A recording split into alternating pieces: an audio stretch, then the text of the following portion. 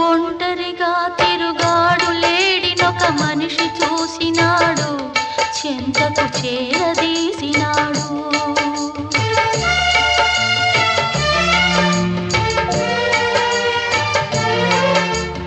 అభమో శుభమో తెలియని లేడి అతనిని నమ్మింది, తన హృదయం పరిచింది.